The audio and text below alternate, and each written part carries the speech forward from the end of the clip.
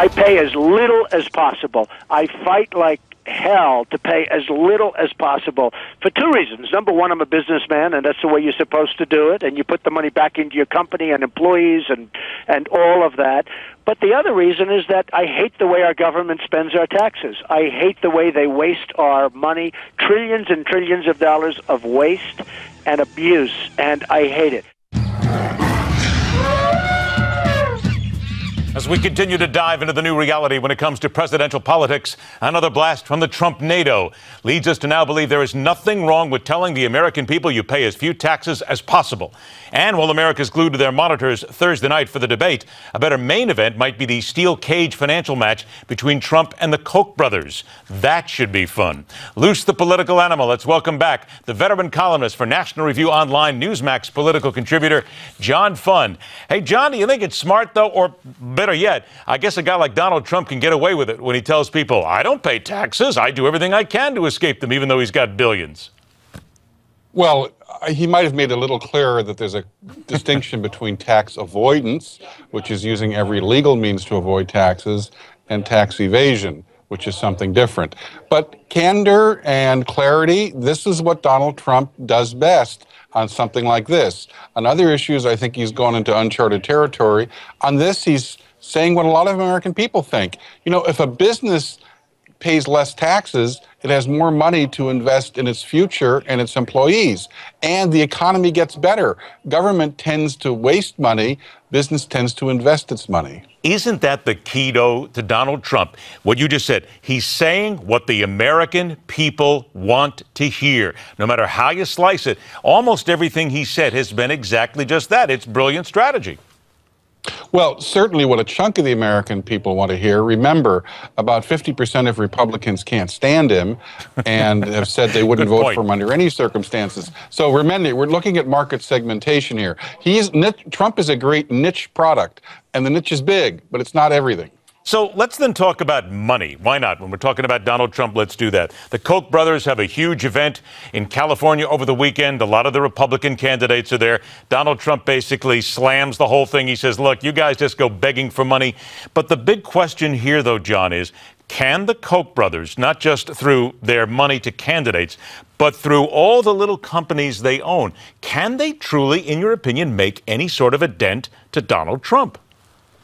Well, first of all, the Koch meeting isn't about Charles and David Koch's money. The vast majority of the money, probably 85%, is contributed by their friends that they invite to the meeting, and they present programs and candidates that people are free to support or not support. So that's the basis of the $1 billion that they may raise, not their money, but their friends' money in an alliance. Donald Trump is being a little hypocritical here. This is a guy who just over the weekend said on Meet the Press and Face the Nation, of course I said nice things about Hillary Clinton. I said she was a great person. Of course I said nice things about Jeb Bush. He was a great person. Only 2 or 3 years ago. That's because then I was a businessman. I was currying favor with them. I was trying to get their support for my projects. Now I'm a politician. I can tell the truth. Excuse me. You don't go from saint to bum in 2 years if you're Hillary Clinton or Jeb Bush. So Trump is basically currying favor with politicians and sucking up to them when he wants to. Then he spits down to them when he's running against them. All right, so then let's go to Thursday night. There is no doubt that Donald Trump is going to be the main focus. He will be the ratings driver for this debate. If you are the other candidates, John, how do you then approach him? Do you let him go, do your own thing, or do you, some people say it's a bad idea, attack him?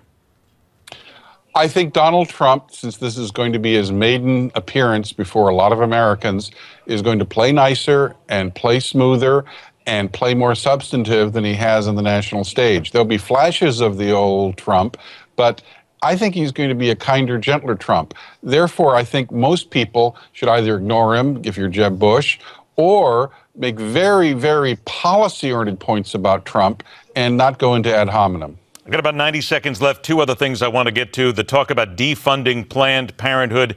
Let's be very honest here. It is not that easy, and it just doesn't happen in a snap. So where do you think the GOP is going to take this effort next? Well, a lot of these videos are going to come out in the future, assuming that Planned Parenthood and its allies don't go judge shopping and find people who can issue prior restraint injunctions, which are a violation of the First Amendment, to prevent them from being aired. I think this is a long-term battle, just like the partial birth abortion battle was. I think it's going to take several years, but Planned Parenthood is increasingly discredited, and frankly, it should be. Do you think that this is something that could indeed, as some have indicated, cause another government shutdown? Way too early to know that. There's a lot of maneuvering between now and late September when those kind of decisions are made. I do think, though, the Republicans feel they're on the moral high ground. And the more of these tapes that come out, the more they can make the argument that Planned Parenthood has not been transparent, and pending an investigation, they don't deserve more money from the federal government. 30 seconds left. Last thing, the president today announced his plan designed to reduce power plant emissions, a major 2016 campaign issue now, his idea on climate change. How do you think that both sides will handle this then in the upcoming presidential race?